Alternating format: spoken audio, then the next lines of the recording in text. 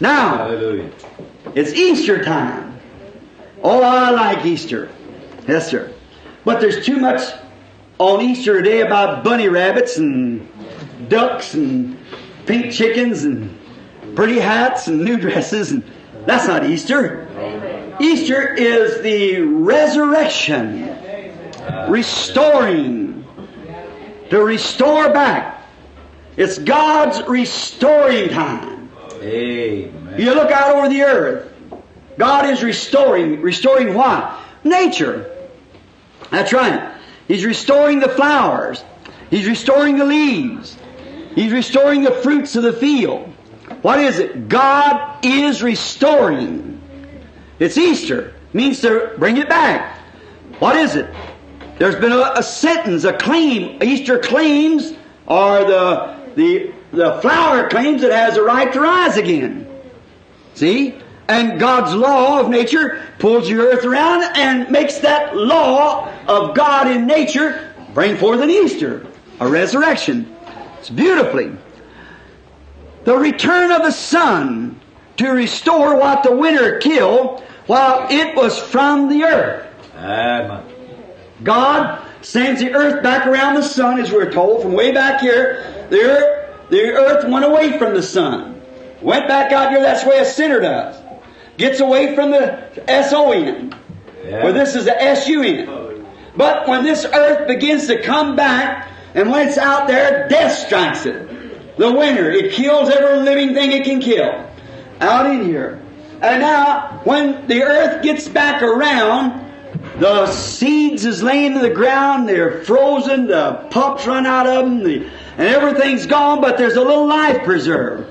And as soon as the sun gets back in position with the earth again, then there is an Easter, a restoration. Amen. Up comes the flowers again. Up comes everything. All that the winter killed, the sun restores.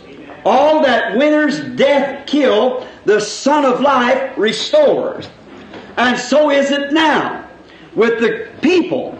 All that the winter's coldness of cold formal religion killed out there, the nearing of the Son of God in these last days coming to His church restores it back to life again. Amen. I will restore, saith the Lord. See?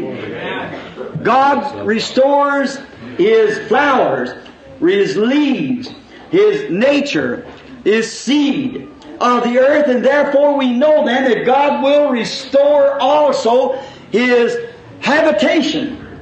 He will restore His Eden. He will restore everything that death killed. Amen. That's right. Now, the only way it can ever remain dead is let it lay in the wrong place. But if it falls in the right place, it's got to come back to life again. So God let us fall in the right channel. That's right. For our restoration. All that the winter killed, then the sun restores. Returning of the sun, what does it do? It forces, listen, it forces death. When the sun, the spring sun, comes back in line of the earth again, it actually forces death to give up. It's dead. Amen. To a resurrection. For what? A restoration. Yes. Praise God. A restore again. What does it? The sun. Coming, that's God's law. God set the earth in law. Gravitation law. Everything in nature works according to God's law. And the flower served its term. The seed served its term. It died into the earth, and then there is a restoration. And now it's laying there dead. There's not a thing we could take one of these here lights like this and turn it on, and it would never do any good. There's no way for us to do it. But God has a law that when that sun comes on to the seed, it forces that life out of the seed. Death can't hold it anymore. Amen. God has set all of His laws to serve Him, both natural and spiritual, working according to His Word, regardless of the conditions. Hallelujah. I love that. I had a scripture here on that. Yes. God sets all of His laws in motion. Think of it. Let it soak in now, because we're coming to a healing service in a few minutes. See? Amen. God set all of His laws in motion, that it must work according to His own Word. Amen. Are you getting it? Amen. See? His Word, His laws, has to work according to His Word. Amen. He commanded the sun. He commanded the moon. He commanded the earth. He commanded nature. Amen. And they all fall right in line, and all the laws work in harmony with God's spoken Word. And the law of life that's in us will also bring us to a resurrection. It's got to. It's impossible for it not. That's the reason the law of life that was in Christ, when the Word was spoken, said, I'll not suffer my Holy One to see corruption, neither will I leave His soul in hell. There wasn't enough time. There wasn't enough devils. There wasn't enough anything to keep Christ in that grave till His body began to rot. Amen. Because the law of God would bring the Word to pass. And the law of God by the Holy Spirit brings any promise to pass. Amen. You get it? Regardless of the conditions. Job said, though the skin worms destroys my body, yet in my flesh I'll see God. Amen. Regardless of how little we are, how low we are, how impure we are, how unholy we are, how sick we are, how afflicted we are, the law of God's Spirit, Amen. by His Word, makes it obey Him. Amen. Forces the issue and says, give it back. Hallelujah. Oh, glory. Oh, if we could just think of that for a minute. Forces it regardless of conditions. No matter what the condition is, the law of God's Word forces the condition to cope with His Word. Amen. See? It's got to. Now, if a flower is laying there and it's dead, the seeds are rotten, gone, the pulp's gone out, that doesn't have one thing to do with it. Amen. It raises again. Because God set a law for it to rise again. When Job laid in the ground, perhaps when he seen Jesus coming, was 4,000 years before Jesus got here. You can imagine how a human body looked in 4,000 years. Probably not enough ashes left to go on the end of a spoon. Amen. But Job said, yet in my flesh I'll see God. Amen. Who I shall see for myself. And the Bible tells us in Matthew 27 that after His death and burial and resurrection, that many of the saints that slept in the dust of the earth rose out of the dust. Amen. Why? It was that prophet speaking with the Word of God, and the Word had been spoken. The law of God by the Spirit raised them up. The Bible said they come into the city and appeared to many. Hallelujah. Not only did Jesus raise, but the saints raised with Him. Why?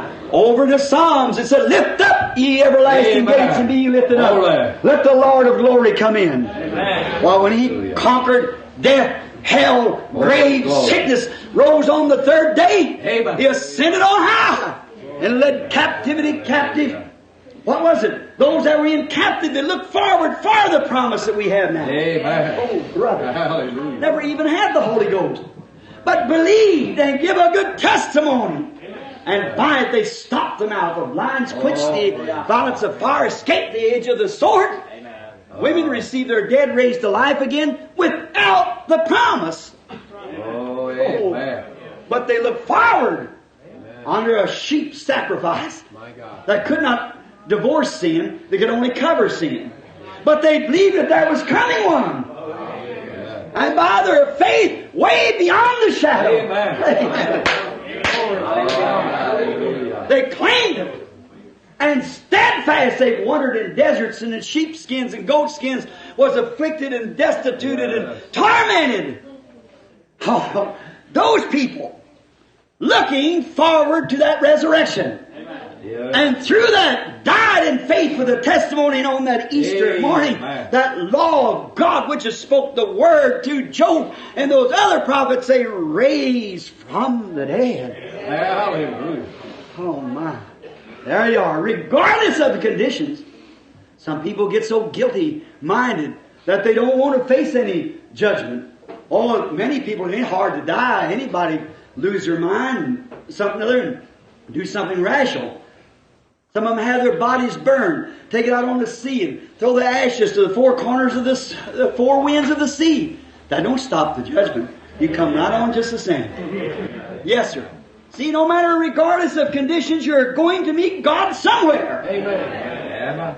You've got to come to Him. You've got to meet Him. See, because what? He has spoke a word and put a law with that word. And the law is His own law, His own life behind it. That's the reason He swore by Himself He's none greater. He had to take an oath because no covenant should be confirmed without an oath, and the only way that He could before He did take it by Himself and Himself become the oath. Amen. Oh, brother. When God became man and was the oath, Amen. made Himself the oath, and by His own death, burial, and resurrection, He proved His laws was right. Said, you destroy this building, I'll raise it up again in 3 days. Amen. I, personal pronoun, I'll raise it up again in 3 days. I'll bring it up. Just destroy it and see what happens. For He knew the law of God. He knew what it was. He knew that it had to work according to the Word.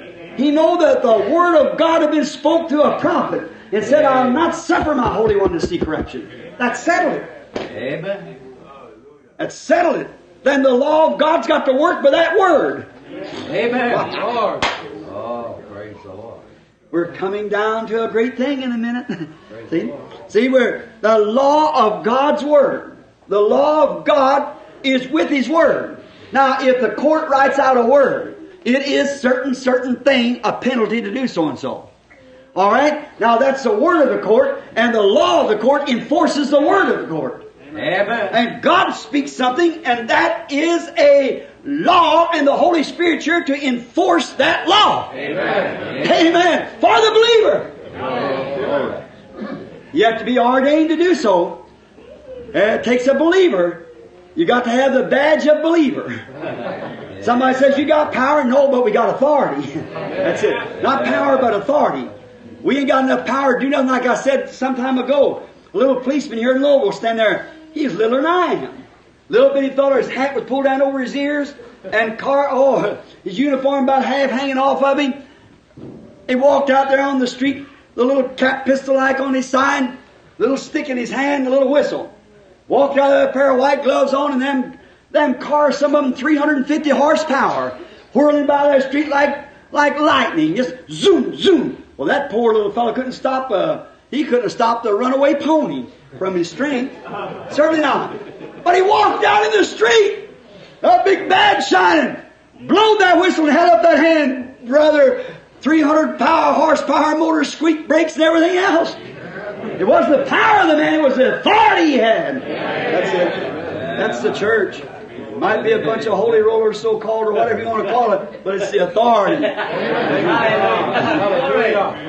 It's the authority behind it. That's what does it. Regardless of conditions, God's law works with His Word. Now, it won't work with your creed. It'll work with the Word. It just works with the Word, that's all. Now, regardless of condition,